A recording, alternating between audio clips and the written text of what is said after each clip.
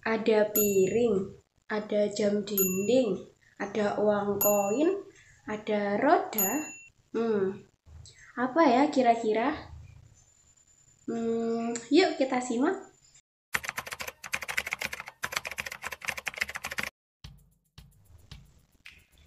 Assalamualaikum.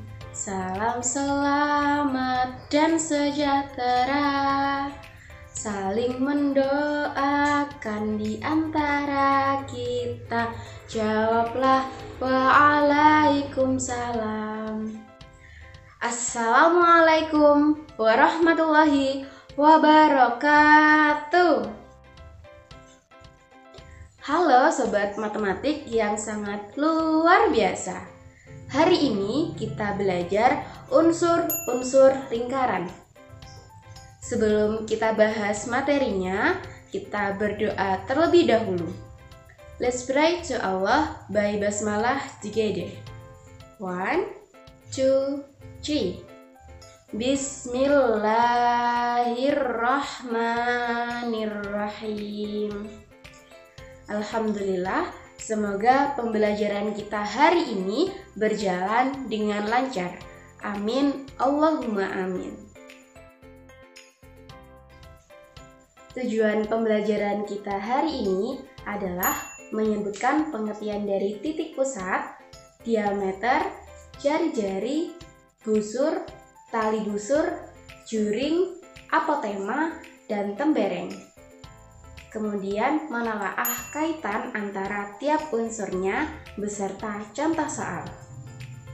Adik-adik, ada yang tahu tidak apa itu lingkaran? Ya, lingkaran adalah kumpulan titik-titik pada bidang datar yang berjarak sama terhadap suatu titik tertentu. Ada begitu banyak sekali benda-benda yang berbentuk lingkaran di sekitar kita. Apa saja itu? Ada jam dinding, ada kaset CD, ada hula hoop, ada uang koin, pizza, donat, dan masih banyak benda-benda di sekitar kita. Lalu, ada apa saja sih unsur-unsur yang ada pada lingkaran? Ada titik pusat, diameter, jari-jari, busur, tali busur, juring, apotema, dan ada tembereng. Nah, gimana? Sudah hafal adik-adik? Ya, ada sebuah lagu untuk adik-adik agar mudah dalam menghafalkan unsur-unsur lingkaran. Yuk kita simak.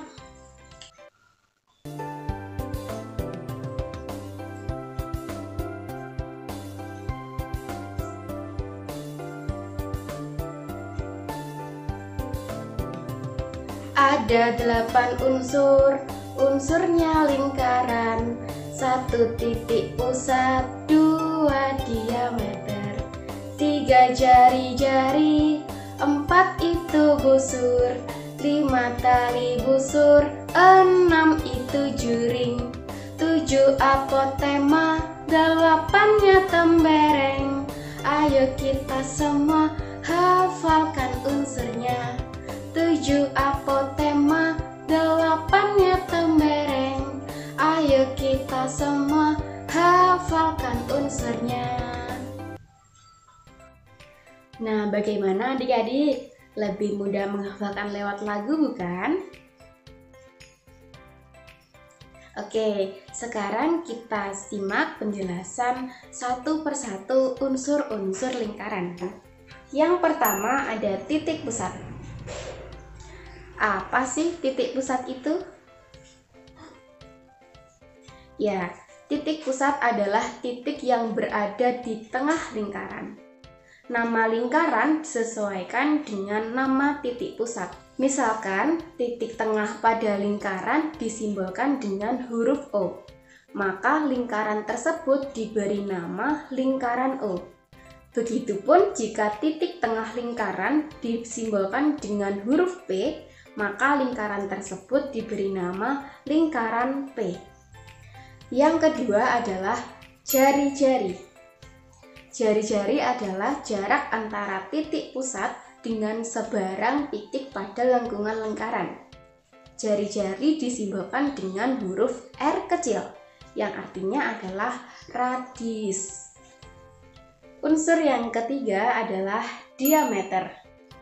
Diameter adalah garis lurus yang menghubungkan dua titik pada titik lengkungan lingkaran yang melewati titik pusat lingkaran. Garis lurus yang menghubungkan titik C dan titik D itu disebut dengan diameter karena melewati titik pusat lingkaran. Sedangkan titik A ke titik B itu tidak disebut dengan diameter. Karena apa?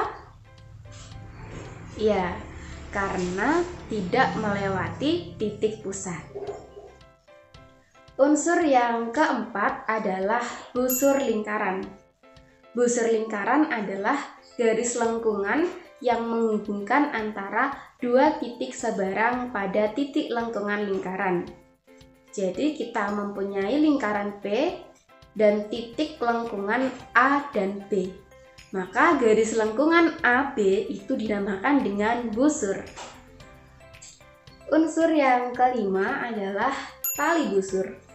Tali busur adalah garis lurus yang menghubungkan dua titik pada lengkungan lingkaran.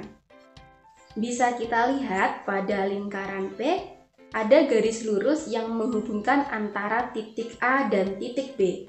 Itu dinamakan dengan tali busur. Kemudian ada juga garis yang menghubungkan titik C dan titik D. Apakah itu juga disebut dengan tali busur? Iya, itu adalah diameter karena melewati titik pusat.